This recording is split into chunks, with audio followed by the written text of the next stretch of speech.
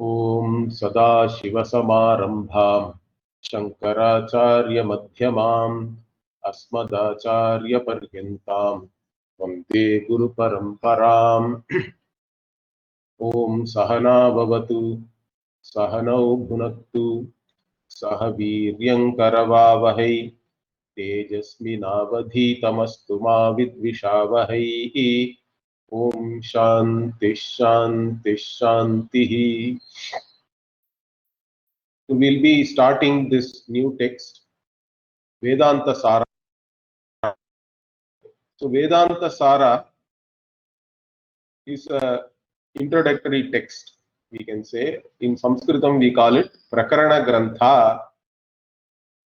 Now Prakarana Granthas are introductory texts. They introduce you to one portion of the Shastra, or they generally introduce you to the Shastra by talking about the different terminologies and even whatever concepts which will be useful for you to further study the actual source texts, which are in our case Upanishad, then that is the Shruti Prasthana, we say, that is from the Veda, which we consider as the main source text, correct? The Upanishads are our main source texts. Then based on the Shruti, we have Smritis like Bhagavad Gita. Different Gitas are there, in fact, even in the Vedanta Shastra.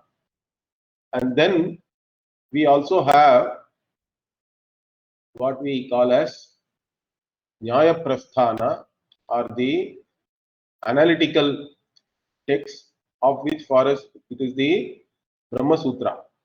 So these are all the source texts we study to learn Vedanta. Okay. So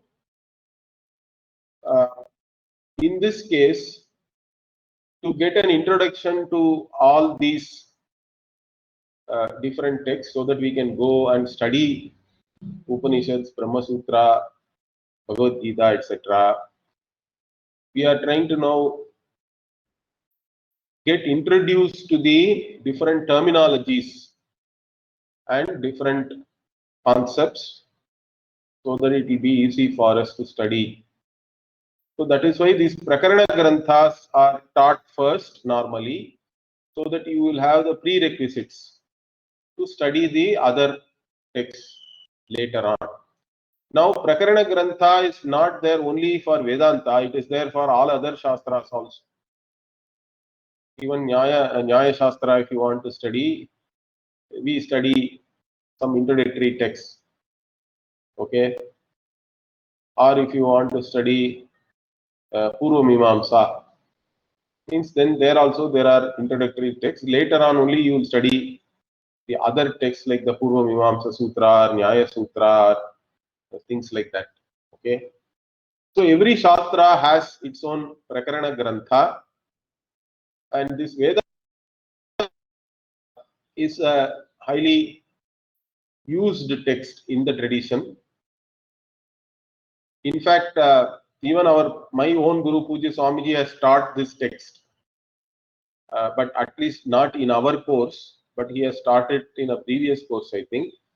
But my Guru was using Tattva Bodha as the introductory text. Tattva Bodha also is a very useful text, where it introduces to you all the terminologies. I just thought that I will do Vedanta Sara because not many people are currently, at least in our parampara, are teaching Vedanta Sara. Most of them are teaching Tattva Bodha. So I thought I will teach something different. And also Vedanta Sara has some more topics than what is found in Tattva Bodha. So I thought this will be a very useful text for us to study. In fact, I am sharing to you this version of Vedanta Sara from the Sanskrit documents. I am sharing to you without any translation. Okay, there's a reason for that, because most translations are not very useful, or they may end up confusing you more than giving any clarity. Study the original, and you can take notes or whatever from the class and try to understand it as it is. So I'm only sharing the Mula Grantha here, the original text without any translation. One more small thing I want to show you is, if all of you can read Devanagari, it is best. You can see this in this original script. Otherwise, here it allows you to change, correct? So if you are more comfortable with, let us say, Roman alphabets, then you can go to IAST, means you can see like this Akhandam, Sachidanandam and all that in Roman Lipi. Or some people only know Tamil, means you can go to Tamil. See, this is more like Grantha, but that is called Tamil extended. But if you go to only Tamil, it is there, correct? Akhandam, Sachidanandam, Avang, Manasa Gocharam, and all that is there. And they are given this 2, 3 and all that, because in Tamil Lipi, this Ka, Kha, Ga, Gha concept is not there. So they are giving you Akhandam Kha, for that K2 is the Ka, and then 2 is there. But I think Telugu and all is much better script. So you can see this text in any script you want. So this is a very useful site that way. That's why I am giving you. Go back to the original script, since I can read Devanagari. So we'll start with this. So the first verse is the Mangalacharanam. Always, any work, we start with a Mangalacharanam, a prayer. Why? Because that text has to be completed, correct? In those days, you remember that it was not very easy to write any book, any text. Nowadays it is easy. You can type it into computer, you can store it in multiple places, in cloud, in some backup device. So even if something is lost, it can be easily retrieved. In those days, they were all writing on palm leaves. In fact, we even have a category called Ajabhakshitam. So many texts are lost today because goats ate the leaves on which the texts were written. So in fact, those who are scholars and who are working on all these Sanskrit texts, they know that many texts are actually lost. Not only that it gets lost after it was composed, but even during composition also, it may not be easy to complete certain things. So basically, this Mangalacharanam prayer in the beginning is for Granthasya Samaptyartham, for completing the whatever text you have started successfully. This Mangalacharanam is done. This is a tradition. Okay, so Mangalacharanam could have been done by the author alone, correct? Like praying and all that. But they also write it as the first shloka normally. So even in a prose text, typically the Mangalacharanam is in the form of a shloka only, in the form of a verse. Here also it is like that. The first two, there is a Mangalacharanam is there, and also the Guru Vandana. Both of them are considered to be Mangalacharanam only. And then the prose part starts. In some texts, the Mangalacharanam is not completely in the form of a verse and all that, because, for example, a sutra literature is there. There, the first word alone is considered as Mangalacharanam. Brahma Sutra, Athato, Brahma Jignasa. Atha word itself is considered to be a Mangalavachi. Why? Because Brahmaji uttered Om Atha, like that it seems, in the beginning of the Srishti. And the creation is there now successfully. That's why we are all there. So, Atha and Om are considered to be Mangalavachi. Those words also are used particularly in Sutra literature, because Sutra is anyway very brief. It is supposed to be, correct. Therefore, they cannot afford an entire entire verse and all that. So atha yoga anushasanam, like that even the Yoga Sutra starts. Paninian Sutra starts with Vriddhi Radhais. Vriddhi itself refers to Brahman. Okay. Vrihi Vriddhau, the Brit Dhatu is having the meaning of Vriddhi. So Vriddhi there also is Mangalaacharana in Paniniya Sutras. Like this, in many cases, the Mangalacharanam may be in a different form, but it is there. That is our tradition. And so here, first verse. And okay, why the verse is written also, it could have been just a prayer, manasika, mentally somebody can pray, or even do an elaborate, some ritual, puja, homa, etc. and start the work. But it is written into the text only to show the Shishyas also. The Sishyas and whoever is later on reading also should know that the author has done the Mangalacharanam, and that is the tradition. So, Shishya Shikshanartham, to teach the students who later on read the text that Mangalacharanam has to be done, and that is the tradition. The Mangalacharana verse also is composed and normally written as the first verse in the text. So, here we have that. Let us see. Akhandam Satchidanandam Avang Manasa Gocharam Atmanam Akhiladharam Ashraye Bhishta Siddhaye. So this is the Mangalacharanam here. Akhandam. So it starts with the word Akhandam. Khandam means which is divided, okay, that which has parts. So if you take our own body, we have many parts. If you take this world, there are many different objects. Each object is different from the other object. That way they are all khanda. Or if you take each object, within that also there are parts, correct, as I told you. So in Sanskritam, that is what we say, there are three types of khanda or bhedas are there, divisions. Okay. One is called Sajatiya Bheda. Means within the same category or same species, there are many individuals. So human beings means I am a human being, another person is a human being, but you both are not same, correct? There is a difference, there is a division. That is called Sajatiya Bheda. Then there is a Vijatiya Bheda also is there. Different species, different categories are there. There is a cow, there is a human being. Both are different species, different categories. That is Vijatiya Bheda. Then Swagata Bheda. Within a particular individual, within a particular object also.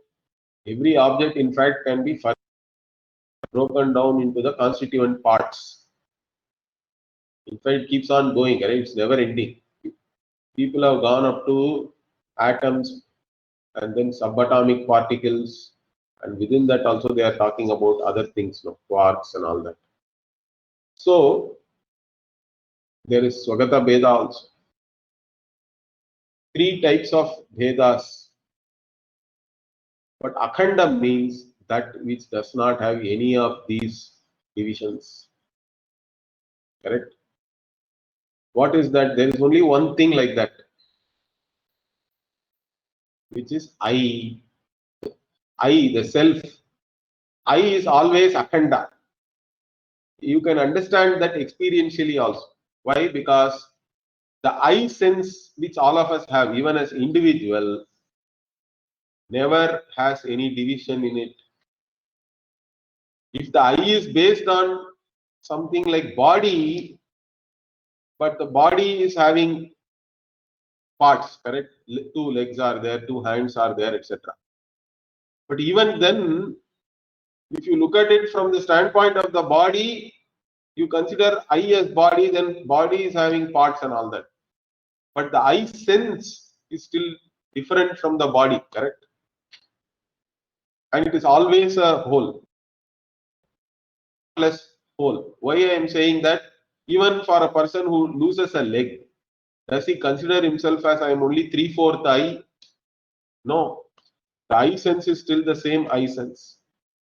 Whether you lose one part of your body, many people have undergo surgery, correct? They take out something. After some years, most women nowadays don't have any uterus. They take away the uterus. Men, they take away the prostate gland. Things like that. Or many people have all this appendicitis problem. They take away the appendix. Means if the appendix is gone, then 2% of you is gone. You are only 98% eye. Can we say that? Means no. Eye is always eye. Even if the person does not have 2 legs and 2 hands, that person is still a human being. Even the law will consider like that, correct? The law will not say if you kill a person without 2 legs, he is only half a person, so you get half life imprisonment. It is not like that. A human being is considered as a whole always, regardless of even though you identify yourself with your body, etc. But still, the person is a partless whole. This we all understand. I is a partless whole. The I sense does not have any parts in it. That's what you have to understand. I is always akhandam.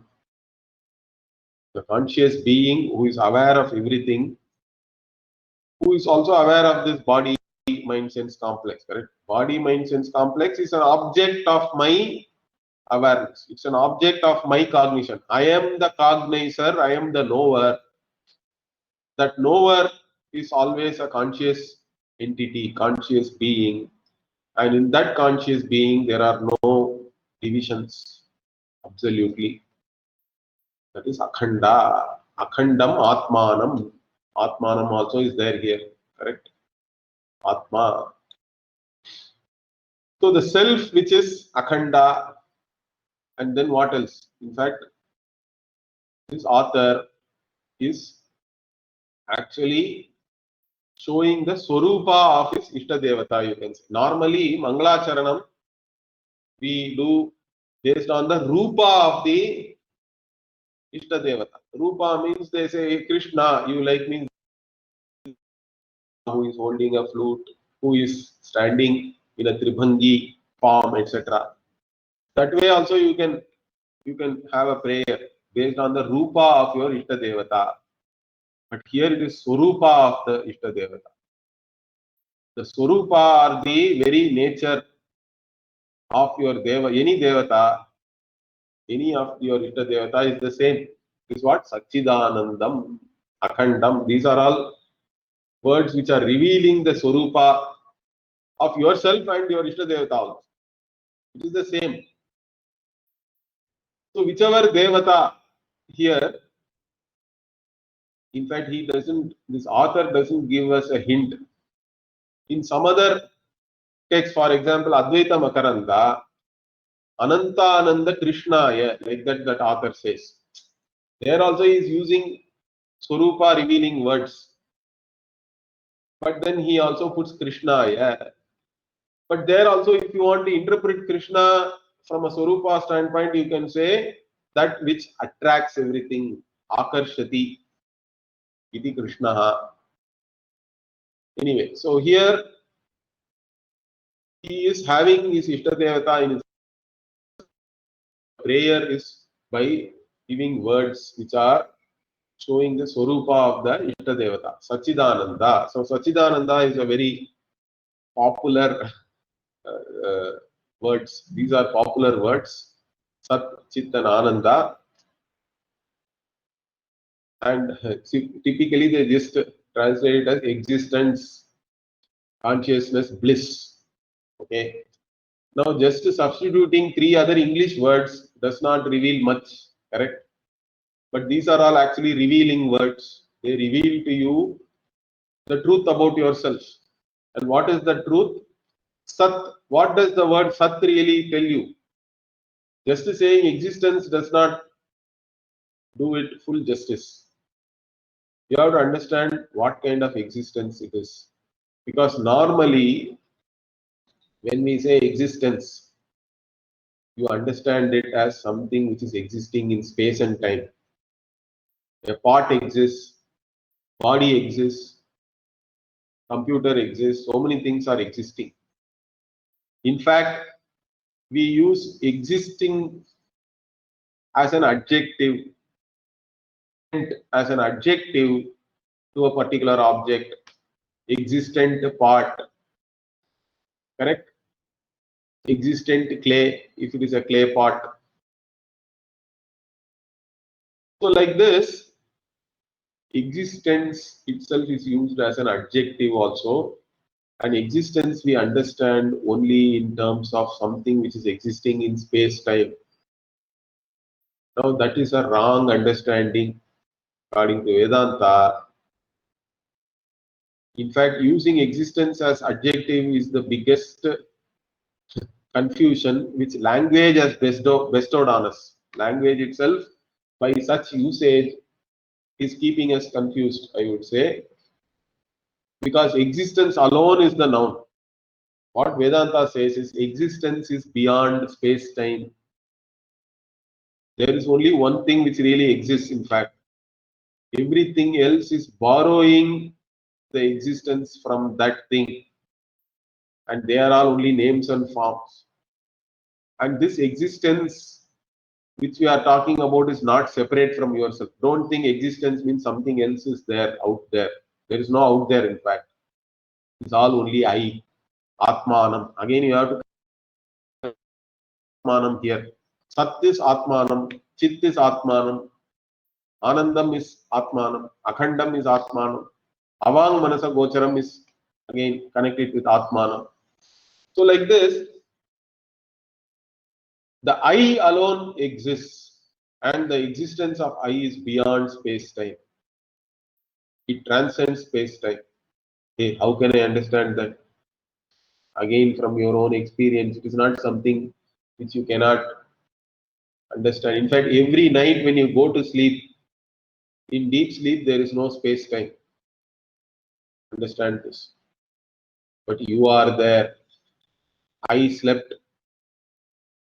Then you can create a totally new space time in your dream world. Even there, the I, which is the basis for that entire dream world, which is the Adhara, is separate from the dream world, correct? It transcends the dream space time. So similarly, this I actually transcends the waking space time also.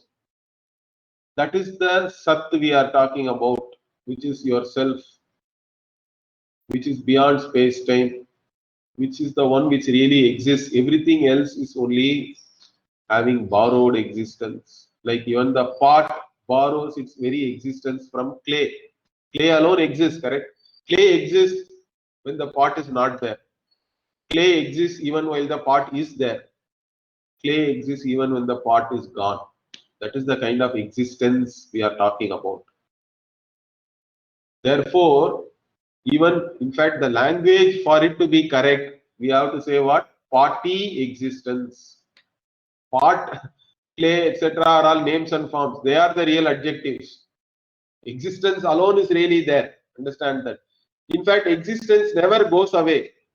This beautifully Shankaracharya points out in the commentary of Bhagavad Gita 2:16. Because everything, when you cognize, what do you say? You say pot is. When somebody, one Vedantin comes, normal person says pot is. Vedantin says, no, no, pot is only a name and form. Clay is. Clay alone is. Then some scientist will come and say, no, no, only silicon molecules are there. Then some quantum physicists will come and say atom alone is. Okay, like this. But the unchanging in all these things is never changes. Or even within the world, you say many things are correct. Pot is, orange is, milk is. Every object is. The is never goes away. It is the invariable in every cognition. From that itself, you know that the is never goes away. In fact, that is coming from you only. You are the source of all is. That is the Sat we are talking about. I hope I have given you some clarity here. Anyway, you will get more clarity as we study. This point we will be discussing a lot, even when we study this text and other texts. But for now, at least Sat, the word, what do we mean by Sat? I hope you have some clarity. Then Chit. Okay, Atma is existing. I know that. How do you know you exist? I I don't have to really use any means of knowledge to know I exist, correct? If you ask how do you know there is part, means you say I see. I use my eyes. I see there is a part, therefore part exists. But I cannot see myself because I am the subject. The subject can never be objectified. The eyes themselves cannot see the eye itself. That is the problem, right? Eyes can see everything else. Eyes cannot see even whatever you do. You can turn your eyes around, even then eyes cannot see itself. The subject cannot become the object, but I am always the subject.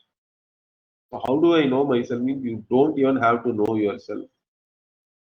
Your existence is self-revealing. That's what we say, Swaprakashaha. You are a self-revealing, self-existent entity to whom everything else becomes evident,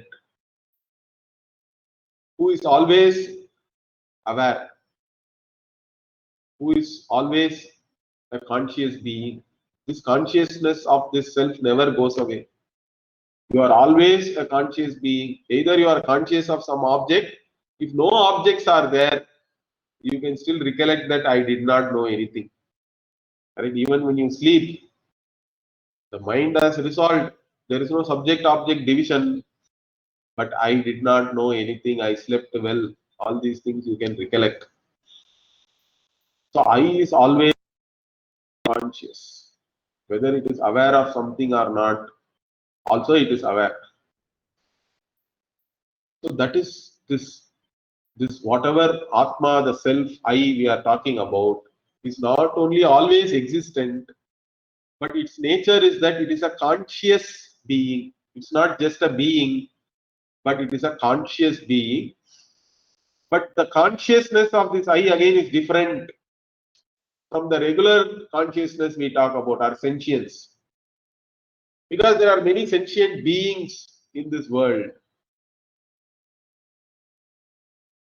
Many people are there, many animals are there, all of them are sentient. They are all able to respond to stimuli from the environment.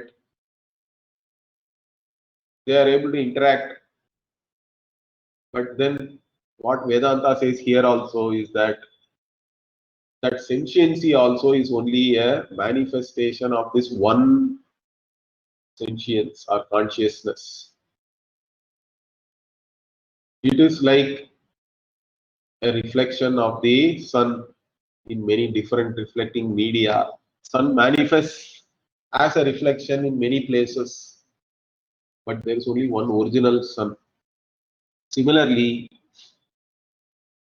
there is only one existent Vastu, which is I, which is also conscious, and its consciousness alone is manifesting in each and every sentient being which you encounter as an individual in this waking world. Waking world is fine, but then in dream world also it is the same. There you can very easily understand. The waker's consciousness alone is manifest as the sentiency in each and every being in the dream. Now, waking world also is no different.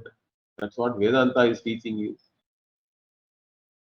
That is why Sarvatma Bhava, you are the Atma of each and every sentient being here. There is no doubt about that, because there is only one Atma. There is only one thing which exists, and whatever exists is also of the nature of consciousness. Is Jnana Ghana, we say. It is a one homogeneous consciousness without any differences, or again parts or khanda and all that. There is no, it is all akhanda. Akhanda Sat, Akhanda Chit. Okay. Again, Sat and Chit are not two different qualities sticking on to I. They are only words which reveal my very nature. They are words which are used from different standpoints to reveal the same I. I is I. We are using different words to reveal this I only because there is confusion from different standpoints. So to take care of all this confusion, we are using different words like Sat, Chit. Because if you say I is always existence, then what? Is it really conscious? Is it a jada? It is an insentient I or a sentient I? Doubt can come. Therefore, we have to say it is Chit. But it is not like normal Chit where somebody is sentient for some time and then they hear some bad news, they go murcha, we say, correct? They faint. Or somebody is conscious, they go into coma. No more consciousness in that body, at least, correct? Or whatever. There is no response. Is it like that? Means no. That's why this Chit, again, we have to understand it differently. How we have to understand Sat and space-time. Chit also is the same. It is the consciousness which is always of the nature of consciousness only, which never goes away. It is the one which is conscious whether even your mind is active or not, whether your sense organs are active or not. It is the consciousness due to which you know whether your eyes are seeing or not. It is the consciousness due to which you know whether your ears are hearing or not. Or even if your ears are hearing, whatever is you are hearing, it's all becoming evident to this consciousness alone. This is the consciousness we are talking about. That consciousness is always of the nature of consciousness only. Its very nature, it never goes away. That's what we have to understand. That is the I. Then Ananda, again Ananda, translated as bliss, joy, whatever. Means you always think it is some experiential Ananda. Nicely, whatever. Different people have different experience of Ananda, then you just think 100 times like that it will be. I think once I attain Brahman, I'll have so much Ananda. I can't even say it. So much it bubble up like that.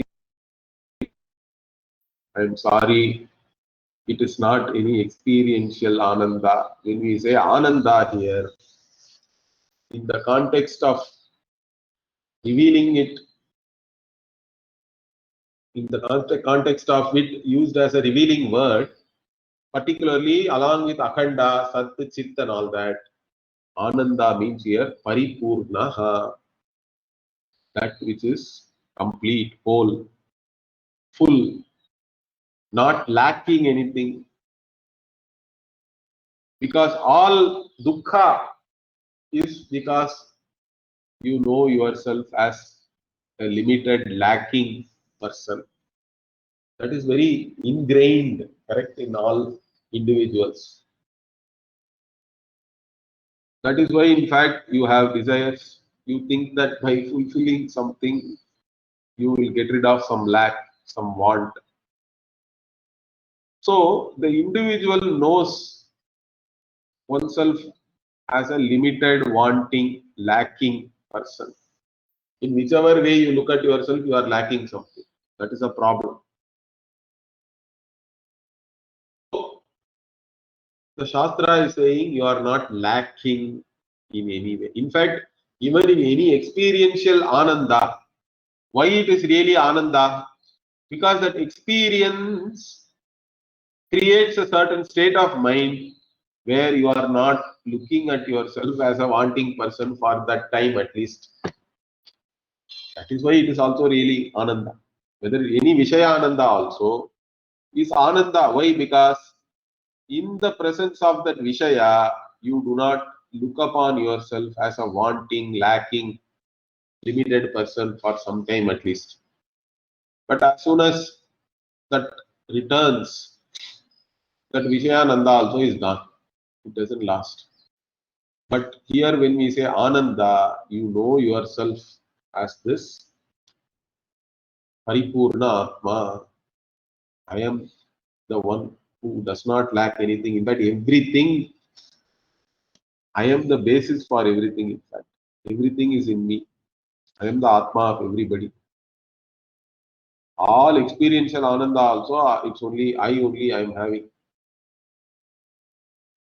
The I does not lack anything. It is infinite.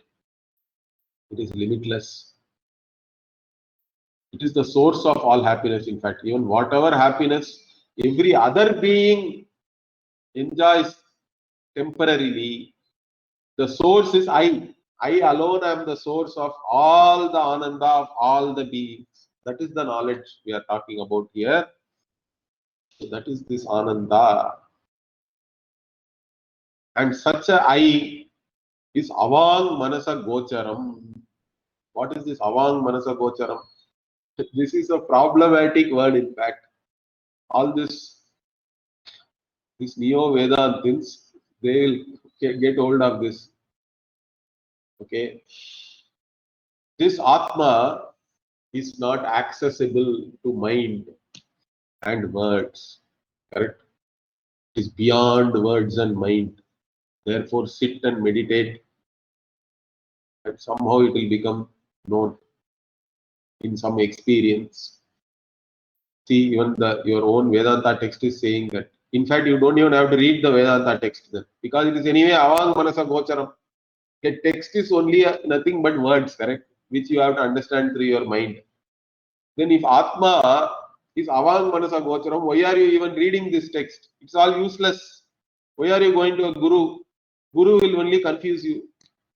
Guru wants to control you, manipulate you. Don't subject yourself to all these problems.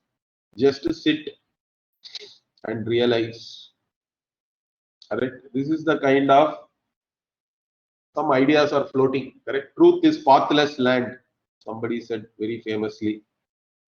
There are, because there are another confusion is there are many paths to truth also is there. So one guy came and said, no, truth is a pathless land. All paths are negated. Then how do you go there?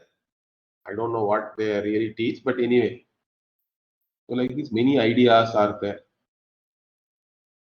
This Atma is beyond mind and words. Not only this Vedanta Sara person is saying this, it is there in the Upanishad itself. Yato vacho nivartante apraapya manasa saha. So from which words and mind returned back. Okay. Nivartante, apraapya, without having reached. Correct? Where the words and along with the mind, manasa saha, vachaha, manasa saha, nivartante apraapya. They all come back. They are not able to reach this Atma, this Brahman. Then why are you studying the Shastra? The same Upanishad also says somewhere else, Manasa eva anudrashtavyam. Only with the mind you have to see this. Correct? Atma avare drashtavyaha, shrotavyaha, mantavyaha, nididhyasitavyaha. Shastra is telling you Atma has to be seen, has to be known. And how do I know? You have to listen to the teaching from a guru. The Shastra you have to listen. Then you have to assimilate it using supporting logic. Then you have to keep on, once it is clear also, you have to keep on recollecting it so that you overcome all your habitual tendencies. And all these things are only mental activity, correct? Without mind, how are you going to do all these things? You cannot listen You cannot analyze and assimilate, or even to recollect you require mind. Everything is only in mind, only you are doing all these things. In fact, all knowledge takes place only in mind.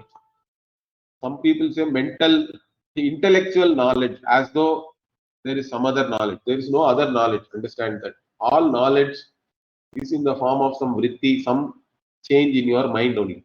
Correct? It's a state of mind. Then why do we say it is avang manasa gocharam? In fact, avang manasa gocharam itself you have to understand using your mind only. That is the beauty here.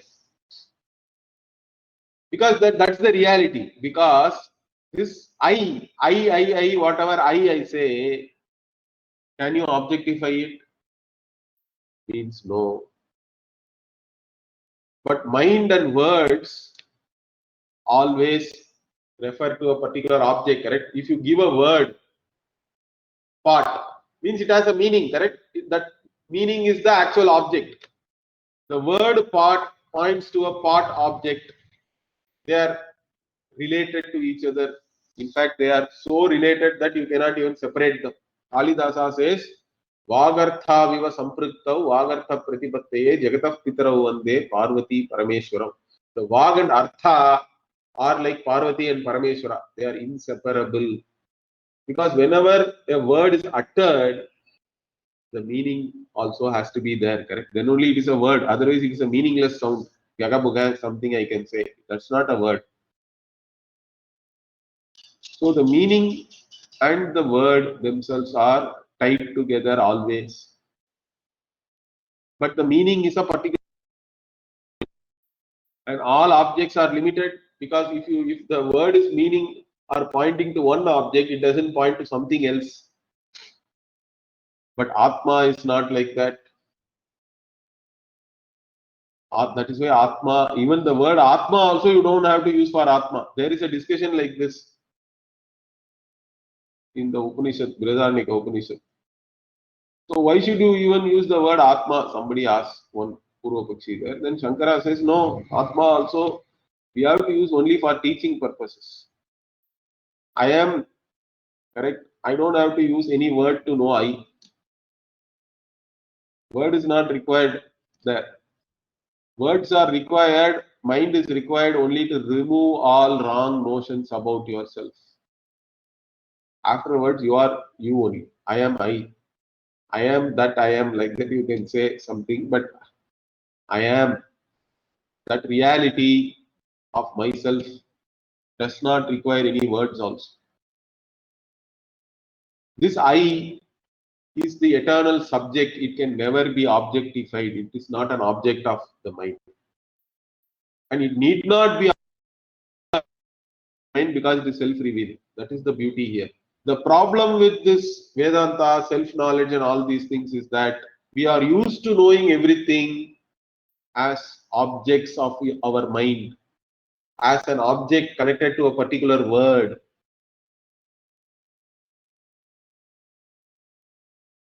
Self-knowledge is totally different. It is not objective knowledge. It is your knowledge about yourself, the self-knowledge, the knowledge about I. Now, what is the problem here? I can never be objectified. He is always the eternal subject. Then how do I know? I want to know, like even in Sanskrita we say, karatala hasta amalaka. Okay, karatala amalaka or hasta amalaka. Like even an amla fruit on your hand, I want to know the self. Right? Ullangai nellikani pol, like that in Tamil we say. How do I know? Means we have to say you cannot know like that. It's not an object, in fact. But you can still know. In fact, you are the only vastu which you can know completely. The self alone can be known completely. Self-revealing, it is partless whole. That is why the self-knowledge alone can be the complete knowledge. Every other knowledge is incomplete knowledge because you can keep on breaking it down further into something. That is why nowadays we have experts in every field of study. But experts know more and more about less and less. About a small thing, they know a lot. Even then, their knowledge we cannot say is complete. Every other objective knowledge is incomplete. Only the self alone can be known completely because it is a partless whole. It is yourself. But only catch here is it cannot be objectified. But the good news is it need not be objectified because it is self-revealing. It is self-existent, self-revealing entity, which is the one which is actually lighting up. Each and every cognition is only due to this self. But the problem is we miss the invariable in every cognition and try to hold on to the things which are varying, correct? Every cognition, the object is varying. Pot consciousness is, clay consciousness is, orange consciousness is, table consciousness is, apple consciousness is, like this I can keep on going. Now in this all the objects are varying. In each and every objective cognition also, the objects are varying, but what is the invariable? Consciousness is invariable. That is I, in fact. That is the invariable. Each and every cognition, in fact, resolves back into this consciousness is only. That is the I. But we miss that. We take it for granted. And we we are focusing on the objects. That is why all the problem. In fact, you take yourself as an object, which is this body, mind, sense complex. That is the biggest mystery. It's Maya. Right? It's ignorance. That is the greatest ignorance is you are always the eternal subject, but you identify yourself with an object of your own cognition and suffer. For what? I don't know. But that is how everybody is. It's all naisargikaha, Bhashyakara says. It is naturally, it is like that. So basically, all this knowledge is only to remove wrong notions about yourself. And to remove wrong notions, we require words. By understanding these words only in your mind and preparing your mind also to receive this knowledge alone, you can gain moksha, freedom, freedom from all limitations. So even though Atma is avang manasa gocharam, that itself you have to understand properly. I am beyond all objects. In fact, I am the meaning of all the words. I am not the meaning of any one particular word. Okay, you understand this. That is the greatness of this Atma.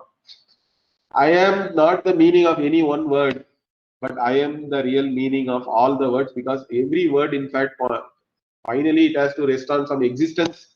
It cannot rest on some non-existing thing, and that existence is I alone. Understand that. So I am really denoted by every word, but I am not denoted by any one particular word. Way I am still avang manasa gocharam. Similarly, what? I am the content of each and every objective knowledge, but I am not any one object which is objectified by the mind. That is my Swarupa. That is I. So I am beyond all words. I am beyond mind or mental activity because I exist even when the mind is not active. Even when there is no objective thoughts. Even when there is no object. Even when there are no words denoting any object. I am there. That I is beyond all words. You don't even have to use the word I to denote I. You don't have to use the word self, Atma. All these things are used only for teaching purposes. Understand that. Once you have understood the teaching, no words are necessary. That's why Dakshinamurti and all is shown as Maunam. Mauna Vyakya Prakatita Para Brahma Tattvam Yuvanam. So the Maunam means once you have understood, then there is no question of any words or any manovritti, nothing.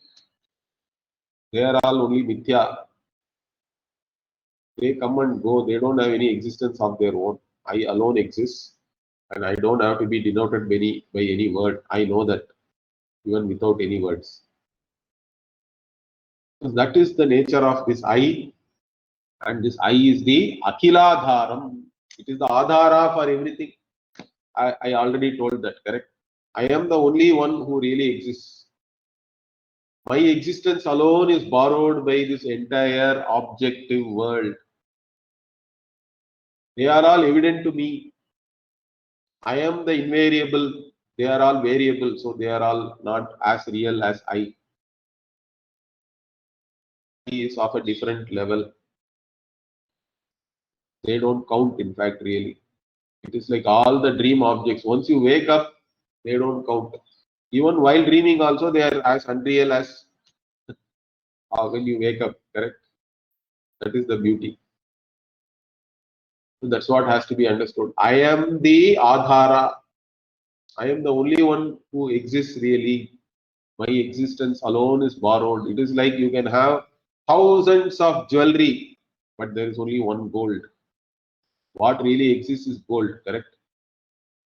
In fact, when you want to take a loan, you go give the gold to the banker. Gold loan is very popular in India, in fact. Indians hold a lot of gold.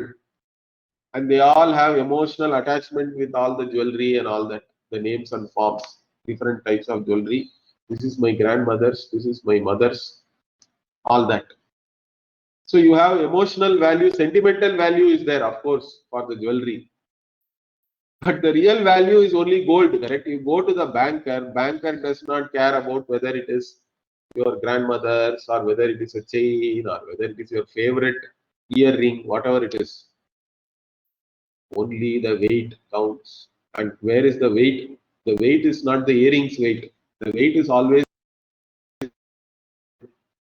that alone counts.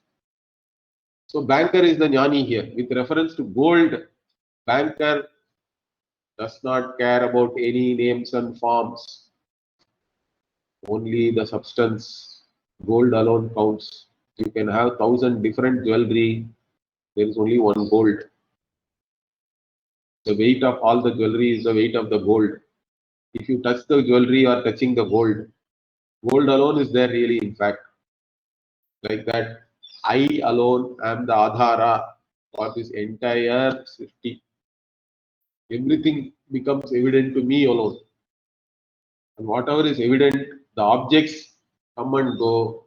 I am, as the conscious being, I am the invariable in each and every cognition.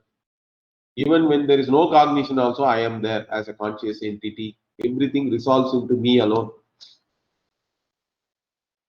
That's why I am the Akhila Adharam. I am the basis.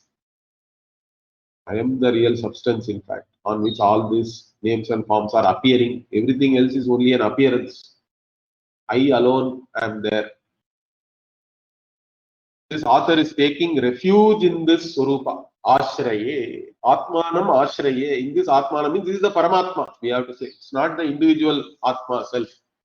Here the Atmanam means Paramatmanam Ashraye. And this Paramatma is also the Swarupa of the Ishtadevata. Whether it is Krishna, or Shiva, or Devi, Vinayaka, Shanmukha, whichever Ishtadevata you have. This Paramatma Swarupa is the same. Jivatma Swarupa also is the same. But here, this Atmanam is Paramatmanam Ashraye. I take refuge in this Paramatma. Why do you take refuge there? Because I want to fulfill whatever desire I have. Abhishta Siddhaye. Whatever I have desired now, correct? Abhishta. For that to succeed. For my desire to succeed. What is the desire here? I want to write this book. Correct? I am going to write this book. Therefore, I want to succeed in that, because writing a book is not very easy in those days, I told you. So this author is praying. Who is the author? Sadananda Saraswati. Sadananda Saraswati is the author, or Sadananda Yogindra Saraswati also some people say. And Sadananda Saraswati is supposed to have lived, I think, in 1400s or early 1500s, because there are commentaries on this which have been written later in 1500s, 1580 and all that, by in fact the Sishya of this Sishya. of Sadananda Saraswati has written a commentary called Subodhini on this. There are two more commentaries also on this work which are extant. There is a Bala Bodhini and Vidvan Manoranjani, like that. But anyway, I sometimes read all these commentaries, but I will just talk in a simpler manner so that all of you can easily understand this. So we will stop here for today, and we'll continue. Om Purnamadah Purnamidam Purnat Purnamudachyate Purnasya Purnamadaya Purnamevavashishyate. Om Shanti Shanti Shanti. Harihi Om Shri Gurubhyo Namaha. Harihi Om.